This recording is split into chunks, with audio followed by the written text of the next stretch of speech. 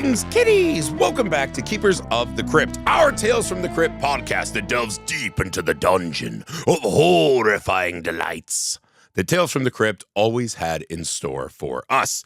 Welcome to the modern era Tales from the Crypt as you found a home on Shudder. Welcome, new young fans that are finding this show for the first time on streaming. Welcome, old fans like us that were there when it first happened and are ecstatic to be redoing the journey. We're happy to be doing this with all of you. We celebrate that Tales from the Crypt is back. The world needed more Tales from the Crypt. This is a glorious moment. Before today's special episode, which they're all special, a little bit of business. Please subscribe to Misfit Parade on YouTube. That's our channel where you can find this podcast, our short films, and our sister podcast, the Messed Up Movies Podcast. If you love Tales from the Crypt, it's probably a good assumption that you love messed up movies. So please go, again, subscribe to Misfit Parade on YouTube. Find the Messed Up Movies Podcast. That helps us out a ton, guys. We appreciate it. Wherever you like to find podcasts, Spotify, Apple, we're there. You can find the Messed Up Movies Podcast there. You can find Keepers of the Crypt there. Give us a star rating. Give us a rating and review, period. Let your friends know. Share that to your stories, your socials, text a friend. All of that stuff helps guys like us out a ton. We find ourselves today, Season 2, Episode 10, The Ventriloquist Dummy. Amateur ventriloquist Billy Goldman learns that being a ventriloquist might not be the best career for him. That is the understatement of the century. This is directed by Richard Donner. It stars Don Rickles, Bobcat Goldthwait, and John Kassir as the Crypt Keeper.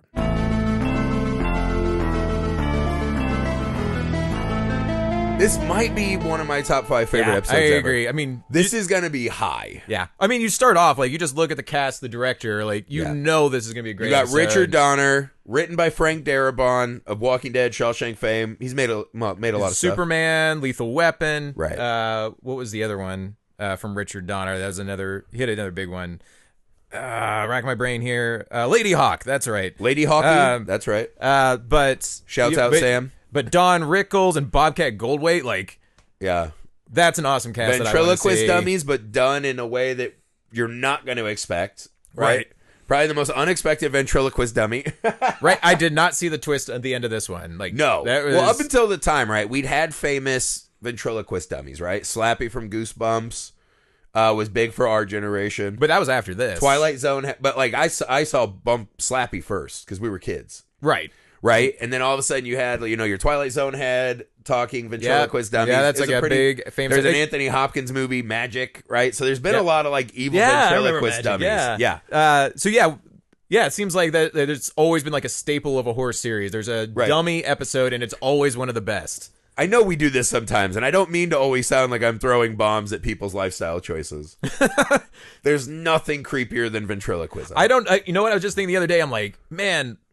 you would have thought like that occupation would have died out. Should have. But people are still ventriloquists. I mean, like you see America's Got Talent. No, there's one guy who makes like $1 billion a year, that Jeff Dunham guy. No, well, there's Jeff Dunham, but then there's America's Got Talent. They've had like 4 famous ventriloquists on there. I mean, one of the guys still had... Well, I've never heard of one guy anymore. has like a huge... Like the very first season guy, he still makes a buttload of money out in Vegas.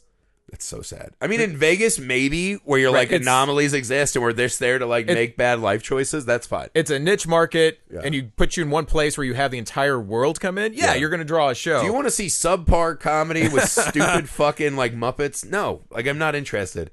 It's creepy. I would never have sex with a ventriloquist. I just don't trust them generically. Well, I feel like this episode, Richard Donner shares your view of ventriloquists. I mean, there is a raw, pure, dripping hatred for the men of this craft. Yeah, like the same with like, you know, clowns, you know, street magicians. Like these guys, it's like that's just not a like. It's not a noble craft. I disagree with you on street magicians. I love street magicians. I forgot you want to be a street magician. I appreciate it. I love. I'm just saying, don't run up to me on the sidewalk, right? When I'm like half full of a Chipotle and a Starbucks, and be like, "Don't foist magic on me." That's fair. I will walk up to you and see your street magic. Yeah, I will come to your fucking castle in the dungeon you perform tricks. Don't fucking run up on me and just force magic into my life. So essentially, the setup is Don Rickles is this famous ventriloquist, right? He has this great show. He inspires this young boy who wants to be just like him. That night, there's a fire, right? And Right. the woman that he's in love with dies, and he disappears off the face of the map. So Bobcat Goldthwait comes in as our young boy grown up, who's also trying to be a ventriloquist dummy ventriloquist. He wants to find Don Rickles and see if he's got what it takes. He wants his hero, the man that started it all, to come look at him and, see if he's got what it takes. And in all fairness, if I saw Don Rickles be a ventriloquist, Don I may be more Rickles- motivated to be a ventriloquist. Don Rickles is someone who I feel like we're starting to forget more. Like one of the greatest comedians of all time. One of the ballsiest comedians of all time. That Just guy, funny. he would roast mobsters. Yeah. Like, that's insane. He was a hilarious fucking comic. Right. He was, Great comic. He also was in a ton of great movies. Yeah. Right? He was just a great He's a great performer. actor. He was a great comedian. He was just always entertaining to watch, no matter what he did, even if he was being a ventriloquist. Yeah. He was like the first just like total insult comic, right? Like just roasting people. Yep. So he's in it, right? Great start.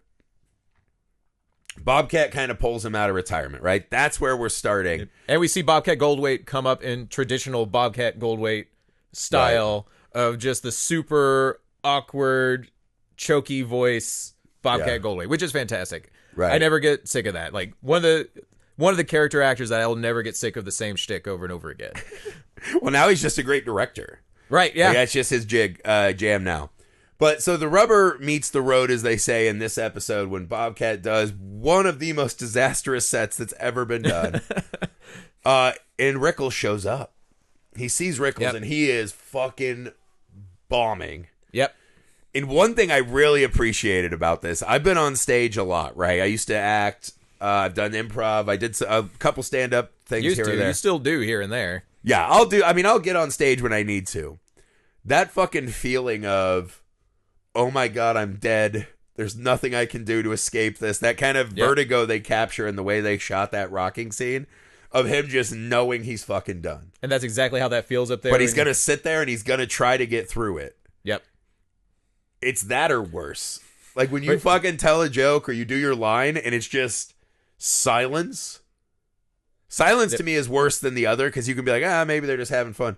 The silence, right? Like if you tell a joke and you're like, you've written it, you're like, that's going to be the one.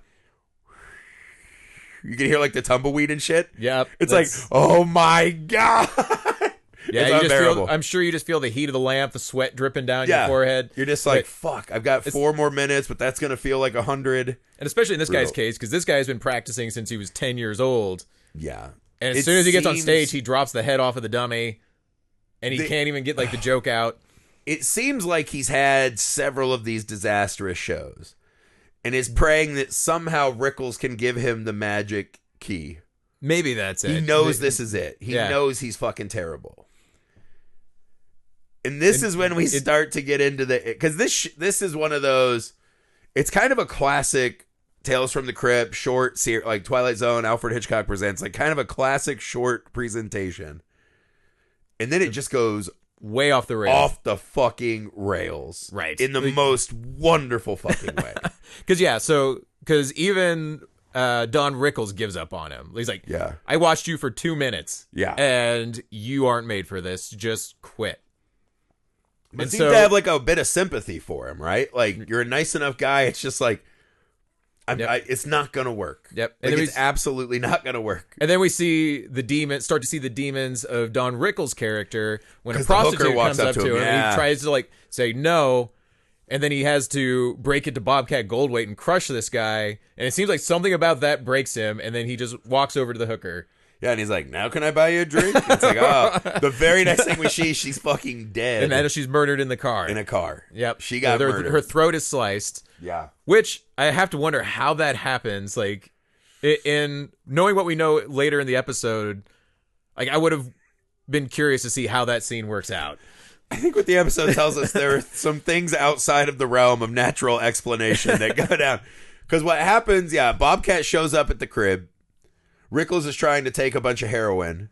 Right, yeah, you see him she's tying off, he's getting the needle ready. Right. This is where it becomes magic. Yeah. You're like, he's just a fucking deranged ventriloquist. He pulls his fucking glove, right? He's like Percy in Of Mice and Men with his lotion glove on his punching hand, right? No, first he Bobcat runs in, grabs the syringe, throws it across the room, and Don Rickles is just furious. Yeah. Like, what are you doing? Right. Like, I need that. And you quickly realize later what he's doing. Right. Because when he unveils his loving hand, right? His love-making hand, his Percy love-making hand, it is a tiny fetal brother. Yeah, he has like a conjoined twin that was just on his arm. It's the end of his arm with its own two little arms. Yeah. A head of hair, eyes, mouth. It can talk. Yes. And it turns out that's what the dummy was actually just a costume. A costume for his hand. Which is brilliant. And it has the best voice too. It has a great voice, right? It's so good. Great voice, great effects. Don Rickles is just eating it up. I mean, it looks and then like it turns into like Evil Dead for like 5 minutes. Right. But like the twin, I swear they like appropriated Gordo from Total Recall. Yeah. Like it looks just like that. Watto or whatever his name is. What was his name? People I think it's Watto. I thought Watto, something like that. Yeah. But then they just give like a super high pitched voice. But if you're trying to imagine what this thing looks like, and you have seen Total Recall, that's what this thing looks like. Just a skinny version. Yeah. But more like a sperm. Yeah. Yeah. And we realize that that's his brother. Rickles chops him off. And he's like, I'm finally free. Right? The brother runs around. Rickles dies. Well, he cuts him off because the brother tries to convince him to kill Bobcat. So the hand has a fucking kink for murdering women. Right. It's obsessed with women, but because of his lot in life, cannot really do much to them. Right, because he's just pissed that Don Rickles is the one that gets all the credit for all of his work. Right. And so they start having a fight about, I'm the brains of this operation. Right? And they're fighting as they're supposed to kill Bobcat, right? He's like swinging this meat cleaver at him. Yep. Right? And eventually Rickles has had his breaking point. He's come out of retirement. He can't deal with this anymore. Chops his brother up. Right. That's when he's like, I'm finally free. This leads to, then you hear the little voice, I'm the one that's finally free. Right. And then he just starts like scooting across the floor. The thing just exists now, right? It's fucking whipping shit at Bobcat Goldthwait. At one point, he's putting it in a juicer, right? He's putting it in a meat grinder. Somehow can exist. That's right, a meat grinder. He can exist on his own, autonomous from his brother. Right. And he never actually thought to like cut himself free, which is interesting. But yeah, this is also where Bobcat Goldthwait becomes even better Bobcat Goldthwait. When Bobcat Goldthwait goes from like weird, awkward, nerdy guy to just riffing one-liners and like almost kind of asshole Bobcat Goldthwait. Right. That's fantastic. Because his hero just died in front of him. Well, he didn't know because he cuts the hand off and then the brother scoots up. Right. What's his name? Was it Percy? What's the name of the Monty? Or it was Monty, Don Rickles' character. I can't remember the name of the dummy. Right. But yeah, he scoots up and just like bites out Don Rickles' throat and rips it out. Kills his brother. Kills him out. Yep. Kills his own brother. And so yeah, then Bobcat Goldthwait throws him in the meat grinder. Well, because he stomps on this loose floorboard, pops him into the air, fucking smashes him with a baseball bat. And he lands in the meat grinder. Yeah. Oh no! And like what he says, like, oh, it hurts. It hurts so bad. Oh, it hoits. It hoits so bad. Yeah. And then he goes, what are you doing? He essentially he says, one of my favorite lines in the episode. Bobcat, He goes, I'm making an asshole casserole, pal. Yeah, and you're the main ingredient. And you're the main ingredient. I feel like that would have been amazing enough, right? This fucking wild murdered hand Evil Dead segment. He starts begging, right? We could do the same act. We could do it. He gets him to admit, like, he's going to do it. Want. Yeah, whatever you want. So we cut to, he's now dressed like Rickles was. Mm-hmm. They've got the act back together. He's got the howdy puppet or whatever it's fucking called. And he's doing the act. Well, all of a sudden, this fucking bombshell walks in, right? This busty lady. And he starts doing the, oh, look at the fun bags on Hoy. And it's like, all right, shut the fuck up, do the act. Right? And he's like, I want to lick her act. And it's like, God damn it, fucking do that. And they start fighting. What makes this truly amazing is that all of a sudden they start fighting and he's like, no, you're the dummy. Or something like along those lines. And he turns on Bobcat, who starts screaming in agony. The people in the audience are, what the fuck is happening? is he's having this breakdown, and the fucking ventriloquist mask falls apart. Yep. Falls off, and he's fully exposed, killing Bobcat Goldthwait in the last thing we see. Well, you see him like somehow like fusing with Bobcat Goldthwait's hand. Tentacles. And so like you can see his finger just kind of sticking out of like the twin coming out there. He's absorbing himself into Bobcat. Yep. So he's... But presumably that means he is the full brains of that operation now. Right. So he somehow will probably have control of what Bobcat Goldthwait does. Or we'll just get rid of him and move on to the next, because now he's exposed. That's true. Right? Yeah, so you can't go back and do that act again. He saw a pair of breasts so fucking enticing, he fucking outed himself. Yeah. Right? Yeah. Because you get the sense that his kink is not the women, but the hurting of the women. Right. Right? He's killed a lot of women. Yeah. Right? So now that's going to be hard to do. And it's like, hey, aren't you the ventriloquist with the fucking, fetus on your hand? Yeah, that reputation would probably spread real fast. Yeah, so he's going to have to find it. But just the imagery of it. Right. It's fun of this episode. The zaniness, the great actors, the great director, the great... I mean, this episode truly has everything you want from a Tales from the Crypt. This is what makes Tales from the Crypt great. Everything about it. Between the powerhouse cast, the special effects, the humor behind it, just the story, the fun gore, I guess, is a way. Like just like the almost a Cronenberg type of special effects that are with it.